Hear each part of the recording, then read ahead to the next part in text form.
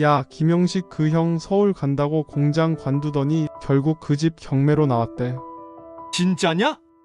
그 형이 인천에서 얼마나 오래 버텼는데 철판만 몇십 년을 봤다며? 그래서 더 안타까운 거야. 그 형 인생 걸었잖아, 진짜로. 남동공단 근처 식당 구석 자리에 모인 몇몇 동료들 사이에서 김영식이라는 이름이 도돌이표처럼 다시 떠올랐습니다. 누군가는 그를 기계보다 정확한 손이라 말했고, 누군가는 말없이 야근 챙기던 사람으로 기억했죠. 쉰아홉 은퇴 직전까지 금속 가공 라인에서 단 한 번의 지각도 없이 출근 도장을 찍은 인물이었습니다. 그는 남동공단 금속 가공 공장에서만 25년을 버텼습니다. 철판을 자르고 구부리고 눌러서 형태를 만들던 손끝엔 매일 쇳가루가 박였고 마스크 안에선 금속 냄새가 지워지지 않았죠. 하지만 그는 불만을 말한 적이 없었습니다. 이게 내 밥줄이지 뭘. 그렇게 그는 늘 묵묵했습니다. 연봉은 5천만 원 남짓 큰 돈은 아니었지만 가족을 지키기엔 충분했습니다. 그런 그가 퇴직을 앞두고 처음으로 입 밖에 낸 말이 있었습니다. 서울 한번 살아보고 싶어. 강남은 무리고 북쪽이라도 괜찮지 않겠냐? 부인은 눈을 흘기며 말했죠. 서울이 아무나 사는 데야. 당신이랑 나랑은 그냥 인천 토박이로 살아야지. 하지만 그는 쉽게 고개를 끄덕이지 않았습니다. 공장에서의 마지막 겨울, 기름때 묻은 손을 보며 말했습니다. 평생 쇳덩이만 만졌는데 이번엔 내 인생을 좀 만져보고 싶다. 그의 서울 입성 계획은 절박했고 동시에 치밀했습니다. 인천 집을 정리하진 않았지만 퇴직금 1억 8천만 원을 몽땅 정기예금에서 해지했고 서울 외곽단지들을 돌며 발품을 팔았습니다. 결국 그의 눈에 들어온 것은 강북구 번동주공 1단지 아파트, 그 중에서도 21평이었습니다. 여기 딱이야. 낡긴 해도 관리 잘 돼 있고 앞에 전통시장 있고 서울치고 싸. 역도 걸어서 10분 거리라더라. 부인은 한숨을 쉬며 말했죠. 싸도 3억 8천이야. 그런 돈이 어딨어? 김영식 씨는 주섬주섬 전세 계약서를 꺼내 보여줬습니다. 임차인한테 전세 2억 받고 나머지 내가 퇴직금으로 치르면 돼. 계산 끝났어. 그게 그의 영끌 계획이었습니다. 보유한 모든 자산, 퇴직금 전액, 거기에 타인의 보증금까지 얹어 3억 8천만 원짜리 서울 아파트를 통째로 매입하는 것이었죠. 등기부등본에 이름 세 글자가 올라갔을 때 그는 한참을 들여다보다가 말없이 눈을 감았습니다. 서울에 내 이름 석자 새겼다. 이것도 인생이네. 그는 번동 아파트를 전세로 돌리고 자신은 다시 인천 남촌동의 오래된 다세대의 원룸에 들어갔습니다. 냉기가 도는 좁은 방에서 도시락을 까먹으며 그는 말했습니다. 그래도 이제 서울에 내 집이 있다.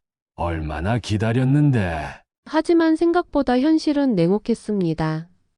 월세를 내고 대출 이자의 생활비까지 감당하다 보니 남는 돈은커녕 마이너스였습니다. 문제는 그가 퇴직금으로 이자를 커버할 수 있는 기간이 오래가지 않았다는 거였습니다. 세금, 수수료, 중개비, 이자까지 그 모든 고정비용이 퇴직금 잔고를 갉아먹었습니다. 생활은 점점 빠듯해졌고 그는 결국 일거리를 찾아 다시 공단에 발을 들이려 했지만 허리 디스크가 문제였습니다. 젊을 땐 사흘이면 나았던 통증이 이번엔 한 달이 지나도 낫지 않았습니다. 병원에서 말했습니다. 장시간 서 있거나 무거운 물건 들지 마세요. 디스크가 꽤 진행됐습니다. 그는 고개를 끄덕이며 생각했습니다. 이제 진짜 끝인가? 그 무렵 전세 계약 만기가 다가오고 임차인은 말했습니다. 보증금 돌려받을 수 있는 거 맞죠? 김영식 씨는 애써 웃으며 고개를 끄덕였지만 속으로는 계산기만 두드리고 있었습니다. 전세보증보험을 가입한 임차인은 결국 보증금 반환 청구를 보험사를 통해 진행했고 보험사는 이내 구상권을 행사하며 강제 경매를 신청했습니다. 그토록 애써 들어간 서울집은 그렇게 등기우편 한 장으로 경매 절차에 접어들게 된 겁니다. 그날 김영식 씨는 한 통의 등기우편을 들고 마당에 섰습니다. 발신인은 서울북부지방법원, 제목은 강제 경매 개시 결정.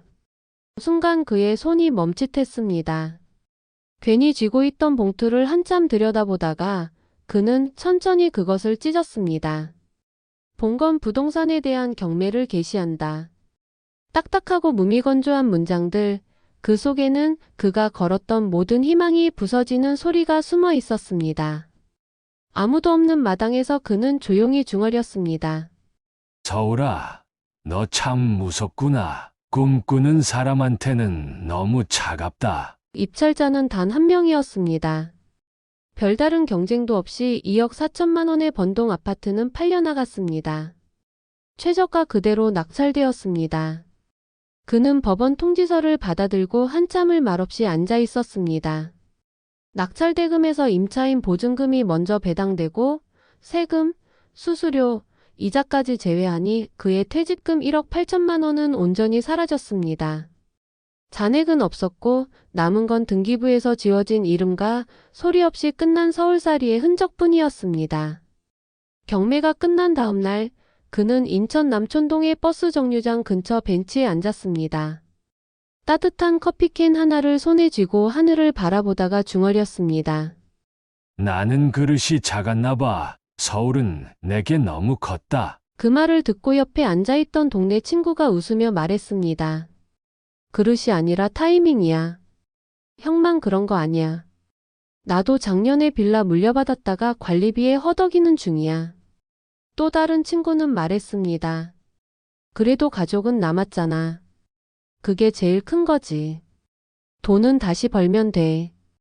그 순간 김 씨의 눈가에 맺힌 건 한순간 무너졌던 자존심이 아니라 오히려 버텨준 가족들에 대한 고마움이었습니다.